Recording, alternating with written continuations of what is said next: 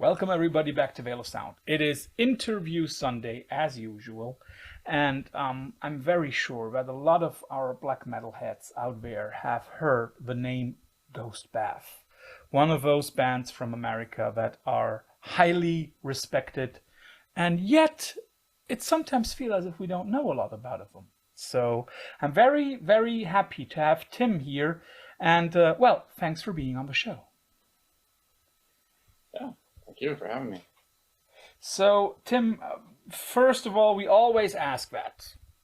Band merch of the day. I'm wearing a Knut shirt, one of those very good Swiss post-metal bands. What is your band shirt or band merch of the day? Yeah, so right now I'm wearing a hoodie. I guess you can't really see much of it. I don't know. Maybe you can see it, maybe you can't. Yeah, good. Yeah. So I guess I actually received it kind of as a gift from a fan when we were playing a show in Poland. I guess it's like a local Polish black metal band called Christ Agony. I'm not even familiar with him. He honestly just after the show he literally gave me the hoodie off his back, just I guess as a thank you that he enjoyed the show and whatever, and that was just like kind of humbling experience for me. So I've just always held on to this hoodie for that reason. It just means a lot to me. But I don't know the band. I'm not gonna like pretend that I'm like an expert on the depths of like underground black metal. So it was just something that I cherish. And I have a shirt with a Belarusian nation on it because my girlfriend is from Belarus, so I got this shirt from her parents. So. Okay, let's not get into Russian politics and Belarus at the moment. I think it's a very, very difficult topic. I guess we are catching you at home right now, don't we? Yeah. Yep. I'm at home. And where is home? Is it in Minnesota or where is it? Home. Yep. Home is in Minnesota. Just in the Minneapolis-St. Paul area, a major, city in the state. I've lived in Minnesota most of my life. Grew up further north from here up towards Canada, and most of us, aside from Dennis, most of us are from Minnesota, and he's of course from North Dakota. Mm-hmm. So now, roughly a year ago, Ghost Bath released their latest full-length album, Self-Loafer, which is quite a programmatic title, isn't it? Mm-hmm. Yeah, very straightforward. And I have to ask that because of the point in time when it was released. Was the record in any way already, or the writing of the record in any way already influenced by the pandemic that we are still going through? Yeah, I would say not necessarily, it wasn't necessarily spoken about, but I think it was kind of implicit in the writing process and just generating our inspiration for the record. It was definitely, it definitely had a large part to play with that, just the isolation and, all the negatives that we're familiar with through that period of time. So yeah, it was just our environment at the time. Yeah, so it naturally influenced things, I think. So help us a little bit with, let's say, like a timeline. When did you start writing the songs for Self-Loafer? Or let's say, when did they get to where they were and are right now, like the way that they were released? Yeah. I think the first writing we did for that record, there's a couple demos we were tossing around when we were on a tour in Europe in late 2018. And then throughout 2019, that's when things really started to kick off. And we were spending a lot of time in the studio, bouncing ideas back and forth, jamming on things. So it was, it started officially broke ground on it, yeah, late 2018, and then the bulk of the writing was done throughout, 2019. Just for everybody who is not 100% familiar with Ghost Bath, so what is your position in the band? Yeah, I play guitar. Mm-hmm. And how much you said like the songwriting is a way of like back and forth. So does everybody bring ideas to the table, or is there a main songwriter apart from Dennis, or is it like a democratic band? Let's put it like that. For this last record in particular, for Self Loather, it was basically the way it worked is one of us would bring part of a song to the table, whether that was just a riff, an idea, just an unfinished song, kind of just bring it to the table, and then we would kind of finish it as a group. And so, yeah, so basically someone just brings a starting point, like a jumping off point of inspiration, and then we just kind of let the song go where it wants to go. And it can be, someone can bring a song that's like 80% done and just needs some finishing touches, or it might be literally just a 10-second long riff, and then we just, jam on it and continue with it that way. So it was a really even mix of different ways of songwriting, but it's definitely, we've all known each other for a really long time. We've been making music together since our late teens, early 20s, stuff like that. So it's a natural thing for us to do. Is it then also natural to develop songs for which there is only a rougher idea, like you said, like maybe just a 10-second riff, maybe just a little thing? Is it now natural for you to also have an idea where the person is headed when he brings such a short idea to the table? In those instances, like the first song on the record, "Convince Me to Bleed," so that was one that we were just practicing, and I was just messing around with the riff, just while we were warming up, and just messing around with it, and just kind of kept looping it, and it just started to grow from there. And I think we wrote the whole song in maybe like 2 or 3 hours, and wow. Yeah, and right when you write that way, it's a lot of improvisation. And like for me, let's say, so we have a riff, and then you get to the end of that, and I'll just hear something in my mind, I'll feel something, like I'll feel where it should transition next. And then I'll just improvise. I'll just start playing it, and then like the other guys would just like grab onto it. And yeah, it's really hard to put into words because it's a very improvisational like performance in a way where nobody's really second guessing or judging what's happening. It's just when everybody's in one mind with each other that way. And then, and then the thing about it too is you have a flexibility where if someone contributes a part or has an idea that doesn't feel right, everybody can just acknowledge it immediately, and there's no ego or like holding or like clinging on to stuff. That's something that I had to learn over time too, is like sometimes I'll be like, oh, the song has to go in this direction. I'll have this idea, like it has to do this.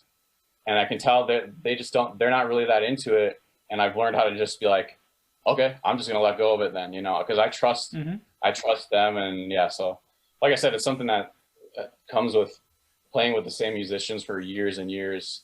It's not something that you can get easily, but that's one of our biggest assets, is that we've known each other for a long time, and it's not like a band that's had just a revolving door of like tons of different people joining and quitting and stuff. So, but correct me if I'm wrong, that sounds a lot, or in a lot of ways, it sounds very untypical for the kind of music that we hear, because we hear music that sounds very well organized, and that sounds, highly conceptualized. And now you are here and telling us, which is awesome, you're telling us that this is, I don't want to say a jam session thing, but like a stream of consciousness thing, you know, where everybody blends into one mindset.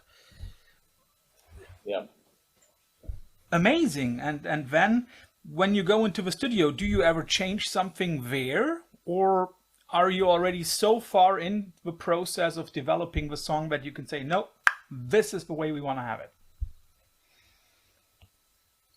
I think it's on a song by song basis, but yeah, definitely when we get to the studio, we have rough demos of everything, and then when it comes time to actually track things, yeah, there's definitely changes that happen last minute, and it's really they happen the same way. It's just if something doesn't sit right with someone, you know, then but in the studio, I think it's a little bit more. We'll actually start discussing things, you know, back and forth, and like really talking about why we want to do things. It's more deliberate, I would say, but there's still instances when I listen to that record, you know, things that I did guitar wise that were just improvised in one take, you know, in the moment, that kind of thing. But yeah, it's a little bit more, like I said, deliberate when you're actually tracking the record as opposed to just demoing. So the record is set to be the ending of a trilogy that started with Moon Lover, then we had Star Mourner, and now the last one was Self Loather. So first of all, is that correct? Is that a trilogy that we should listen to as a whole? I would say so. Yeah, I definitely link them together in my mind that way. But I would say it's something that has evolved a bit as it's gone on.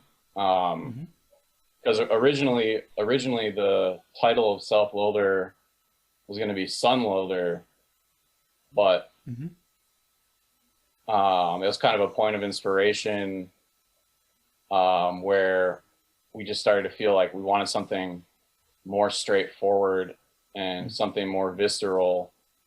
You know, so in that sense, you know, it drifted away from, because you know, like you have Moon Lover, Star Mourner, and Sun Loather, you know, the kind of cosmic theme. But we just broke away from that by just straight up calling it Self Loather, and that made it more poignant for us and more aggressive, you know, that was the vibe we were feeling from the music we were making. So it seemed to make sense. Which is interesting because you've already mentioned the first track on the record, and at least to me, it sounds like it's one of your most, let's say, punkish songs that you've ever written. So it's very much a, like you said, straightforward, punch in the face kind of thing. Was that also something that you already had in mind for the third record of a trilogy?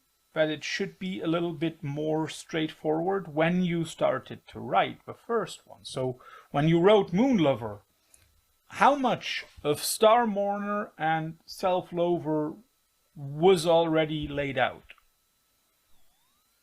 Yeah, I would say Moon Lover was very conceptual, and that was like 100% nameless. You know, that was like his I don't know what you want to call it, you know, it was like very much his concept. And yeah, and I think that record is so successful because of that, you know. And then with Star Mourner, it was similar, but then at that point we started contributing things, just guitar leads and things like that, and did a lot of touring and, you know, playing together that way, you know. And then so coming into Self Loather, it's kind of, you know, I think even one of the things that kind of influenced that the direction we went in Self Loather was during sound check on tour, we used to kind of just write these like brutal death metal riffs, you know, kind of just like play them, and so Dennis would be doing like really guttural vocals into you know what I mean, matching this like this brutal death metal Yeah. riffs we were Yeah. writing, Yeah. and it kind of just, and so we just kind of like started to like that, you know, and like this sounds really cool, like so it just it's something that organically, you know, we started going in that direction just based off of little things like that, you know. So let me ask again. So that was like an idea for Star Mourner, a little bit of an idea for Star Mourner and Self-Loather, but it hadn't been fleshed out, right? When the Nameless wrote Yeah. Moonlover. Yeah. I would say Star Mourner was still very, very much thematic, in terms of the art and the angelic like themes and stuff like that. And yeah, that was all him too. But yeah, we mostly just contributed like I said, like little lead guitar lines and stuff here and there. That's pretty much all I contributed to that record. You know, just kind of adding, just when certain parts of songs would just inspire me, like, oh, I want to play this here, play this there, you know. Because for me, like I said earlier, like it's not really about control or claiming ownership over, like I like the way Dennis, or sorry, Nameless. I like the way he writes music, you know, and like I totally trust if he wants to write a whole record, I'm cool with that. You know what I mean? So. Do you know if it was like an open writing process? I was thinking along the lines of John Irving, or also famous or prominent example would be J.K. Rowling. Both always write the ending first. But the way you describe it, it was more of an open process, right?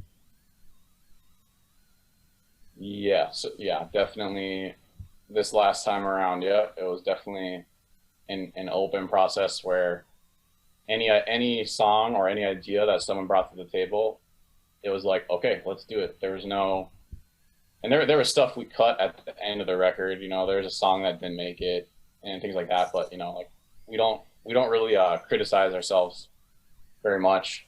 You know, in the writing process, it's just like I said, we trust each other. You bring something to the table, and we're gonna give it a fair shot and just let it develop how it wants to. So yeah, there's definitely. The ending was definitely not constructed ahead of time. The Nameless once said that making music is like a mirror to what is going on inside a person. So then we have to ask, must we as the audience worry about the Nameless or any one of you involved in Ghost Bath of being haunted by insurmountable ghosts? Is there anything where we say like, okay, this person is in danger of not seeing the next sunrise? It's not something that we, I would say, openly talk to each other about, but having known these guys for so long, like those sort of themes in the music are definitely, you know, it's difficult because I don't want to try to sell something or make it seem like I'm like, oh, like, yeah, we're like, I don't want it to be like a shtick, you know what I mean? Like, oh, we're depressed and that's our brand. Like, you know what I mean? Like it's not, you know, I can speak for myself. Yeah, depression is absolutely something that I've struggled with my whole life, and you know, my life is always in a cycle that's, you know, where I'm going from periods of depression to more expansive, more euphoric periods of time too. But for me, you know, like depression for me, you know, manifests a lot of the time as just like a physical pain inside of my body that sort of in the like core of my body, you know, that's really difficult to stop or do anything about. And writing music, especially playing music with other people and playing live, playing in front of an audience has always been one thing that has soothed that pain, or at least made it to where I can express it and release it a little bit, So, and that's a part of the reason why writing music and touring and all this stuff can be really addicting, because it's a way to take that feeling and, like I said, kind of project it outward, do something with it, and release it. So then the way I understand it is that you are using music as a catharsis. Yeah, absolutely. Because there's times in the depth of that pain, or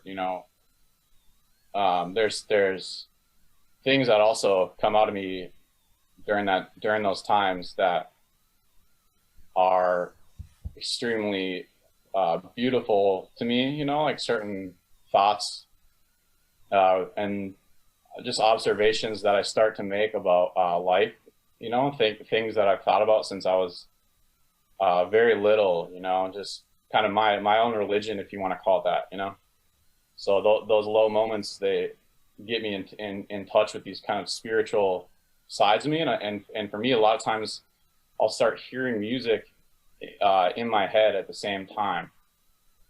I'll start hearing they almost sound like symphonic in a way.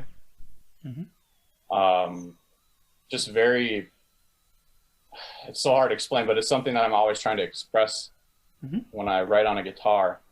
It influences how I approach that instrument and the kind of stuff that I write, because there's, like I said, I just said something I've experienced a lot in my life, where spontaneously I'll start hearing music inside of me, and it's nothing I've ever heard in the outside world before. Like I said, it sounds like almost like an orchestra, but imagine like an orchestra with like 1,000 stringed instruments in it, like something very, very overpowering, or like huge drum sounds, like just, I don't know, just imagine a massive drum like the size of a house or something. You know what I mean? Just like a huge, deep bellowing, a lot of things like that. And those are things that I hear inside of myself, and then I'm trying to pull those out and represent them using these kind of like crude tools. Because to be honest, I don't love the way guitars sound. It's just okay. But it's to me they're like a tool to try and replicate what I'm hearing inside of myself. And so far I haven't really been able to do it, but it's just been this ongoing journey for me to try to get closer and closer to what I'm hearing inside of myself, and kind of using this chunk of wood, to try to replicate that. And it's just interesting. Are you getting closer? Yeah, I think so. I know what I can practically do with guitar tone, and things like delay and reverb.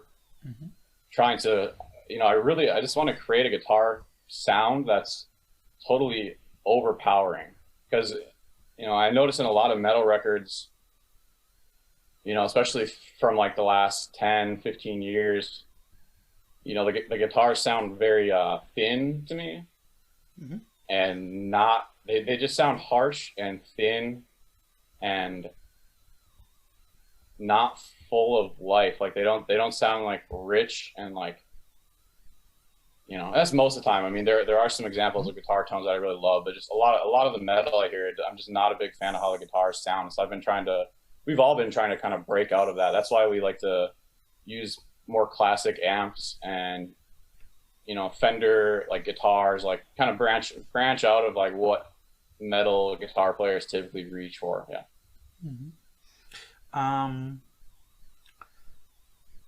when listening to that, I always have a feeling as if, I mean, like very often we talk about sound as something important for a band. But the way you describe it is that it's very important for you as a person. Now, the question, of course, must be, do all the members of Ghost Bath share the same vision of sound? Or at least a similar vision of sound? No, and I think that's what's awesome. I think that's the great thing, is that everybody's different in that regard. I mean, we all tend, you know, it works really well. I don't think anything clashes. I think like it all comes together really great. But yeah, I can see everybody has their own style, you know, and like, yeah, some I feel like some guys in the band, they like control, like they like to how do I explain it? I see them as being very disciplined and having full facility of their instrument, to where, you know what I mean, and they like to develop that control. I don't want to say perfection, because we all know that it's not about being perfect or whatever, but you know, yeah, everybody has their own style, and I'm definitely more of a, I don't mind things getting maybe a little bit sloppy or whatever, you know, if it's closer to what I'm feeling, you know. Yeah, it's cool though. Everybody's different in that regard, I think.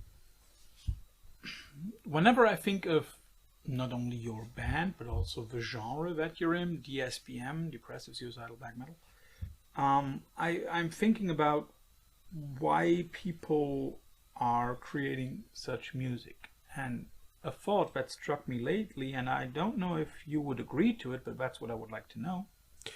Do you think that people like yourself, or also other DSBM bands like Lover or Cull, would you say that people who tend to create such music are rather drawn to that specific genre from within themselves, rather than by a wish to emulate any kind of role model? So like, people want to express their innermost fears, for lack of a better word, and not try to be like, let's say, Eddie Van Halen.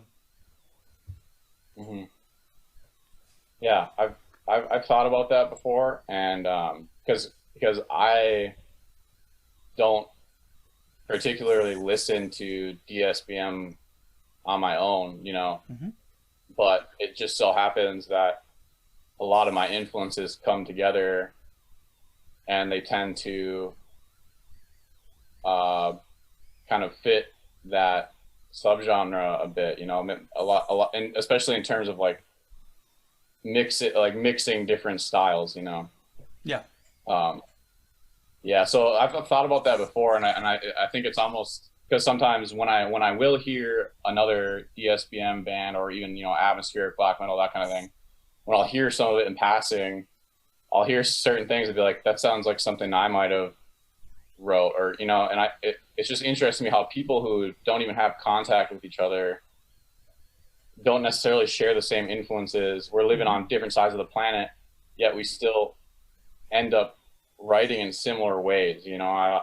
And yeah, I always think that's really cool that it happens that way. But and I agree with you though, in that sense, that I don't think it's something like you said, where you set out to emulate a specific musician or a specific, you know, like when you hear a gent band and like, you know, they love Meshuggah and they want to sound that way. Yeah. And I love Meshuggah too. Like, Meshuggah is probably one of my top 3 or 4 bands, you know, like I've been listening to them since I was a little kid. But I don't think I overtly try to put it into my music, you know? So you would agree in some ways that It doesn't matter if it's atmospheric black metal or DSBM. It's more of an introvert genre, right? Yeah, I mean, yeah, I would say so. And really the way I think about it, like I said, because I'm not any kind of expert on the genre itself, you know, like the way I think about DSBM is that as far as metal goes, there's a lot of freedom in it because we can write a riff that sounds like old school 90s screamo or early post hardcore, you know, or we can write riffs that have more of a death metal sound to them.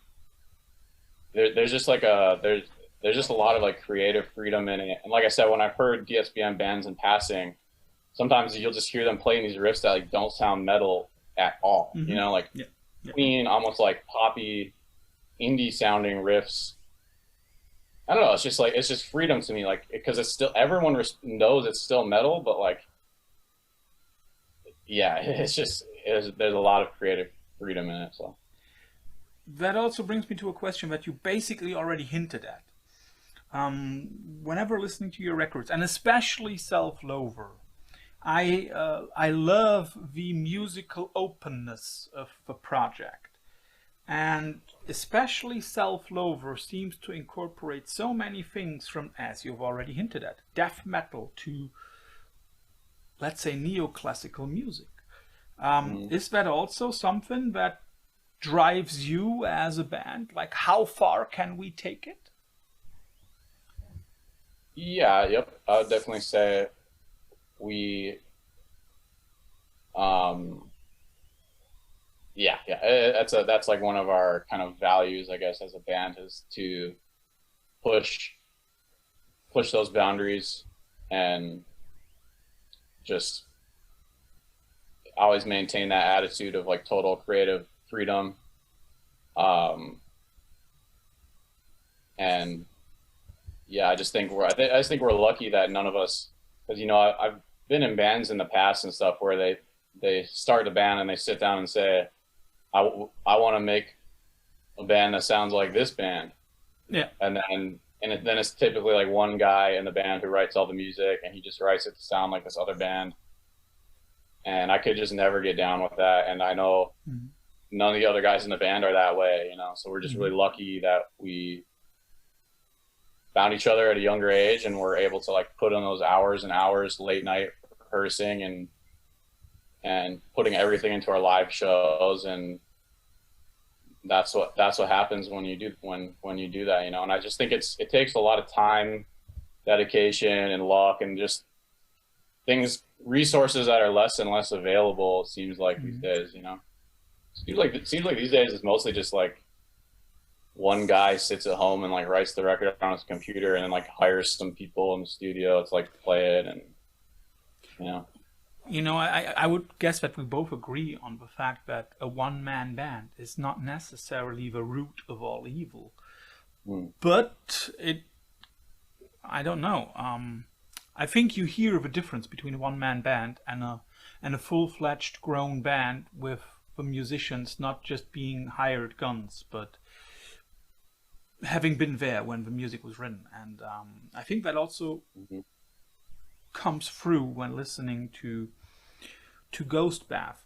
But I want to come back to something that you wrote about emulating. How important is it for you not to repeat something that you did? Like, how much are you trying to stay away from redundancy? There's a certain element of, I guess, redundancy that I like, you know, that I appreciate in certain other bands and stuff. And I wouldn't say that I consciously decide ahead of time, you know, not to do something, but it's just kind of a natural response. If we're working on a song, or if I'm just at home writing riffs and stuff, if I hear something that sounds like something I've done before, I just naturally don't gravitate towards it. it's just less interesting to me, you know, compared to Mm-hmm. like when I Mm-hmm. write a riff that just came to me from somewhere else, and I feel something when I hear it. Mm-hmm. You know, that's what I, when I hear that or when I feel that, that's what I go in that direction. I follow that, you know. Mm-hmm. And when I write something that I can tell is just like canned, it's just like something I've done before, just, you know, I just naturally tend to not be interested in pursuing it, you know. Mm-hmm. One thing that is also, of course, very, very well incorporated into your music are those, let's say, piano melodies. So, first question, real piano or synth? I think it's been a blend. It's been a blend of both. We did have like a professional pianist do some piano pieces for the new record, Mm-hmm. and Nameless has done them in the past. But then there was also synths and stuff like that. Honestly, he would probably have a better angle on it than I do, but it's been both, you know. And the same thing with, we've had like live cello, live strings, and we've also used like more synth strings to just kind of whatever seems to suit what we're going for, you know. Mm-hmm. So, most of you come from the northern part of the US, from like Mm-hmm. central northern America. Mm-hmm. How much of that region is in your music, in your opinion? Um, that's a good question.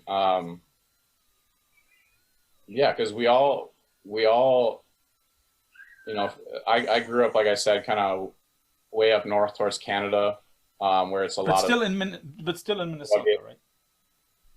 Yeah, yeah, still in Minnesota, yeah, but just the landscape up there, you know, we have like Lake Superior, it's one of the Great Yeah. Lakes, so a lot of like rugged cliffs, open water, and then very dense forest, you know, a lot of like pine forests, a Mm-hmm. lot of wilderness, you know, extremely cold, long winters, um, you know, and then Nameless growing up in North Dakota, basically directly west of me, you know, that's like open plains, also Mm. extremely cold, you know, but But no more Lake Superior. desolate. Yeah, yeah, yeah, it just very. I'd say that landscape is kind of more desolate, you know, Mm-hmm. and yeah, I think that absolutely uh, enters into the music, not consciously, but Mm-hmm. you know, I for sure it's something that, because those scenes that I grew up, you know, those areas I grew up in, the natural, you know, the natural beauty of it, you know, like it's always inspired me, you know, so it's certainly part of it. So would you say that this ambiguity that is in your music is also in a way like a subconscious reflection of the ambiguity of a region where you grow up? No matter if it's you or Nameless, but of course it's beautiful in the summer months.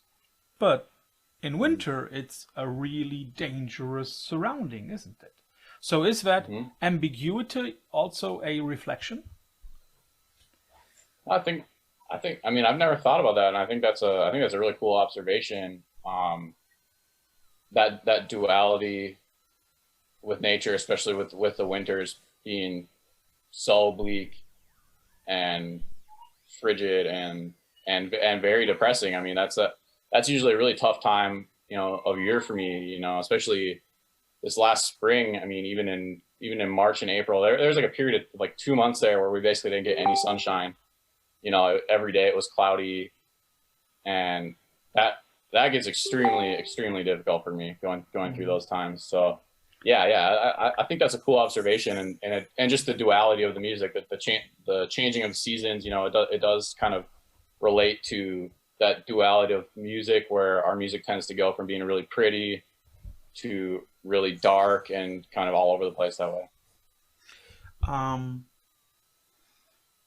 so musically, or also songwriting wise, or sound like, are there any like role models for you personally, Tim, not for the whole band, but for you, where you say, okay, this artist is a real role model for me? Yeah, definitely. The first person who comes to mind would be Eric Rutan from Hate Eternal. Mm. Um, Okay. yep. And I've always loved his guitar playing. Hmm. You know, a lot of the stuff he writes reminds me of like what I was talking about earlier, those sort of feelings and internal things that I'm trying to express. You know, I a lot of times I hear that in his music too. So Hmm. he's somebody that I've always respected as a musician, as a guitar player. Um, yeah, so that's definitely the first one that comes to mind. Um, Beyond that, I mean, there's there's a lot of different stuff. You know, I listen to a pretty wide variety of stuff. I mean, something that's always influenced me is like bagpipes. Like Like Scottish I used to bagpipes. play snare drum. Yeah, yep, yep. I used to play snare drum in like a pipe band over Okay. here, and so that's a like just not that's not a specific person, obviously, but in terms of like Sound. influences, like just yep, yep. Even just going and seeing some of those bands live and hearing them and feeling that music live, like that's been a huge influence on me. So pretty wide variety of stuff. But yeah, in terms of specific people, yeah, definitely Eric Rutan is the first one that comes to mind where I listen to his music and I feel like we must experience some of the same things. Hmm. Just one question. When we were talking about the bagpipes, I've just heard a podcast a few days ago, and there was something that made me wonder, and maybe you are one person to answer that for me. Um, the person in that podcast said that you basically cannot listen to the bagpipes being played inside because it just becomes too harsh. So he said that you basically have to listen to it outdoors in order to catch a glimpse of the beauty of it. Would you agree with that? Yes, because um, actually the last I took my daughter to like a Scottish festival earlier this year, and it was indoors actually, small. It was like a little thing, and they had a pipe band there. It still sounded good, but the true experience with that music for me is where you're going to some kind of event where there's a pipe band playing or multiple pipe bands playing, and let's say you parked your car, you know, quarter of a mile, whatever, away from the event, and you're walking there, and you can already hear it from a quarter of a mile away. Um, that that to me is like the power of those bands, yeah. And as you're approaching closer and closer, you hear like the booming of the bass drum, and you hear like the drone of the bagpipes, and it just gets more and more powerful the closer you get, you know. And that's yeah, it's definitely an instrument, or you know, a band, whatever you want to call it, where they need a lot of space to really get that full Also a effect. lot of air to carry the sound waves. Yeah, absolutely. Yep, yep. Because it just travel that music just travels, and every instrument, because in the snare drums are tuned extremely high. They're they use like woven like Kevlar heads for the drum heads. Okay. So those drums are very very loud, extremely crisp sounding. So yeah, I love that music and just the effect it has on me. The way it makes me feel. And like I said, just that feeling of like walking up to a festival or something, and feels like you can hear it from miles away. That's just really cool to me. So, Tim, I got one more regular question before we come to our quickfire round, and that, of course, that question must be: we're basically a year after the release of Self-Loather, so when will we get new music? What is next for Ghost Bath? Yep, we've been throwing ideas back and forth for a while now. We have like you know, we have like some themes in mind for the next record, and we've a lot of what we've been doing is just sending art back and forth, and we've been using AI generated art to flesh out ideas we have about how we want the music to feel, you know. So we'll just kind of like use those AI art generators and kind of just plug inspirations of what we see. I don't know, just how we want the record to sound, but in a visual way, just kind of creating these like imaginary worlds and like things like that.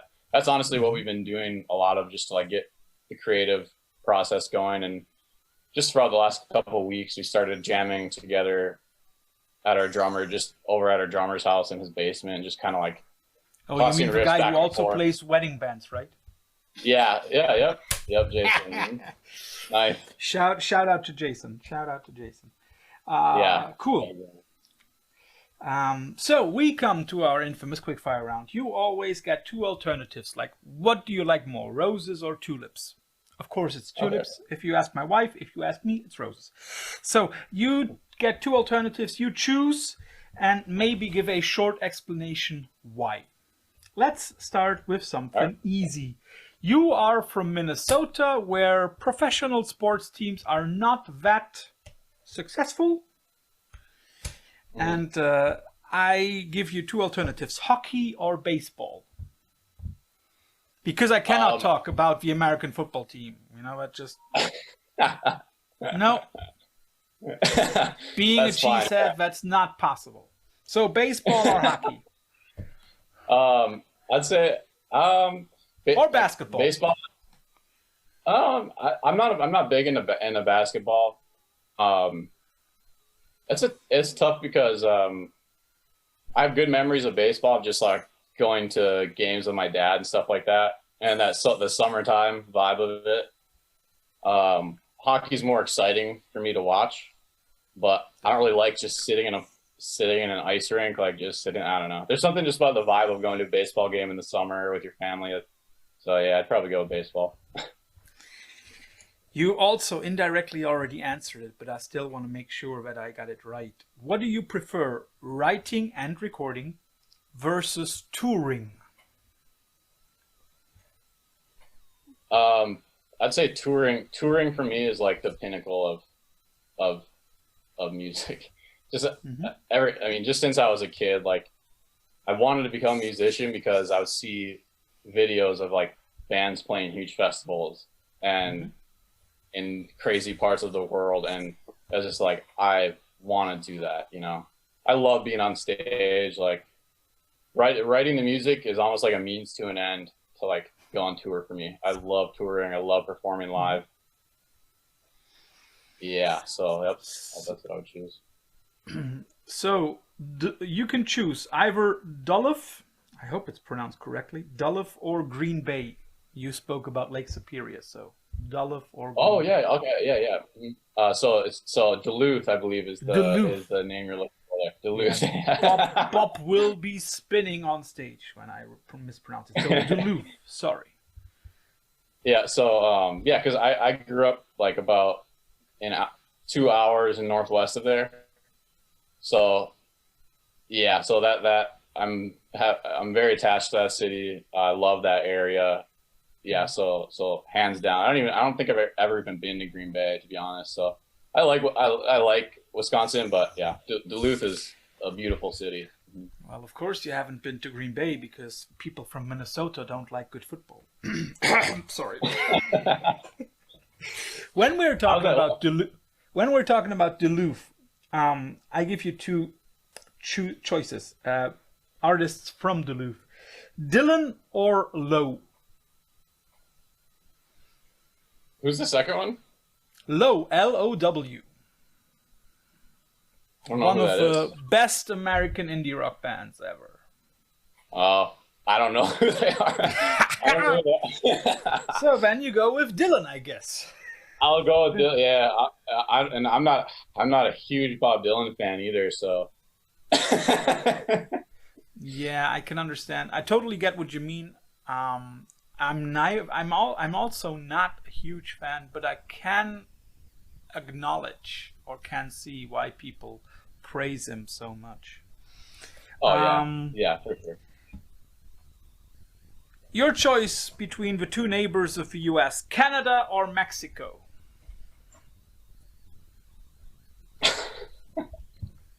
Uh, well, we I guess for haven't you it been to should be Mexico easy, right? yet. Okay.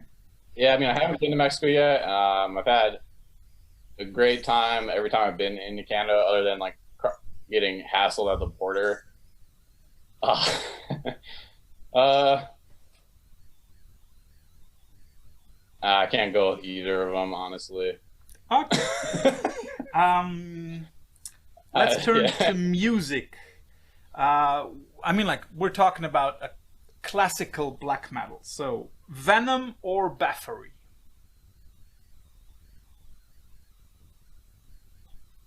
Um, I'm not. I don't really listen to either of them.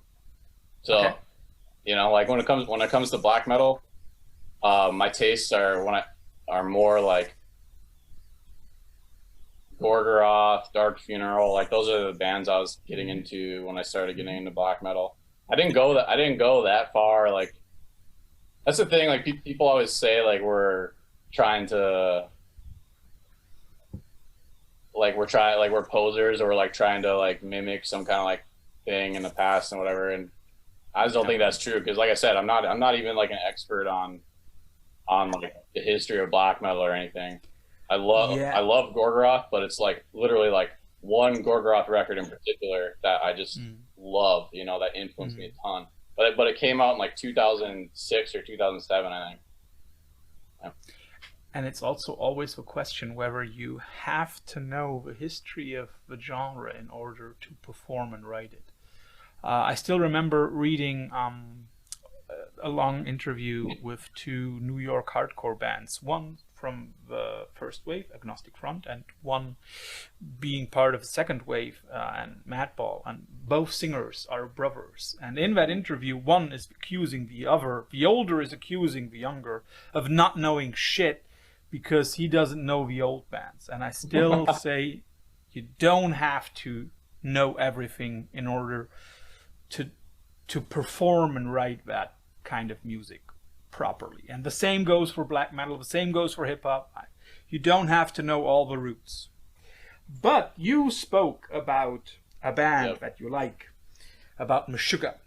And so I give you two alternatives: destroy, erase, or improve versus Upzen. Um, I'd definitely say Obzen would be my choice. There's Mm-hmm. just some songs that I really love. I love that's a really great record. Yeah, so I would say Obzen, because especially like Lethargica. Oh, that song is amazing. So that just the huge. I like their slower, very open stuff. That's kind of Mm-hmm. tends to be my favorite stuff from them. So Mm-hmm. Obzen was a good mix of everything, but I love the slower tracks on that record. Two black metal adjacent bands, I would say, from Eastern Europe: Violet Cold or White Ward. Hope that you're familiar with at least one of them. Sorry, I'm not familiar with them. Sorry, man, I have No really problem, eclectic no taste. problem. I don't know. And you spoke about sound and hugeness of sound. And nobody in the whole wild world impersonates that better for me than Greg Anderson and Stephen O'Malley. And so I'll give you two bands that they were in or are in. And I guess if you don't know one of them, then you have been living under a rock. Either Goat Snake, the older one, or Sun. You talking like Sun, like Yeah, Sun. the Oh, Doom band? Yeah. Yeah. I'm gonna go with them because I'm not familiar with the other band, but Mhm. but yeah, Sun is definitely definitely had an influence on me in terms of guitar tone. Hmm. Right around the same time, because the record "Dope Smoker" by Sleep, of course, it's another like classic Hmm. stoner doom metal. Yeah, yeah. Yeah, that to me is still like probably hands down my favorite guitar tone Okay. off that record, and it's Hmm. similar. It's similar to Sun in a lot of ways. So Yeah, definitely. I mean, Sun began being um, an emulation of Earth, and so there is a very small line to connect that. Yes, of course. So they took it to like an extreme, an yeah, extreme level to where there's not even any drums, and yeah, it's cool. and still like the question, how far can you take one chord? Yes. Yep.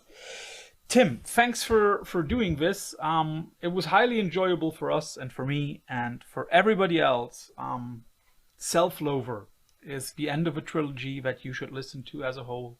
Moonlover, Star Mourner, Self-Loather, and we cannot wait to hear new music and to have you guys on stage again. So thanks for being on the show.